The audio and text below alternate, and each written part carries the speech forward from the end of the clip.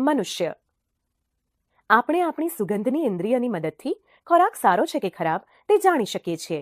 ઉપરાંત અમુક વસ્તુઓ, મસાલા, પ્રાણીઓ, ખાદ્ય સામગ્રી વગેરે પણ માત્ર સૂંઘીને જાણી શકીએ છીએ.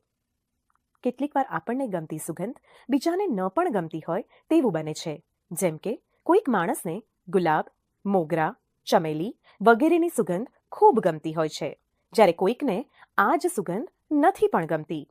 તે માટે અલગ અલગ કારણો હોઈ શકે છે.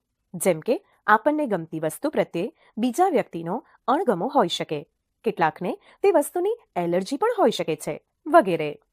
ઘણી વખત કોઈ વ્યક્તિએ આખો દિવસ પહેરેલા કપડામાંથી વાસ આવતી હોય છે. આનું કારણ તે વ્યક્તિને થતો પરસેવો હોઈ શકે છે. આમ ઘણા વ્યક્તિના પરસેવામાંથી પણ ગંધ આવે છે. વળી ચોક્કસ કોઈ જગ્યાએ કાર્ય કરવાને લીધે પણ વ્યક્તિના કપડામાં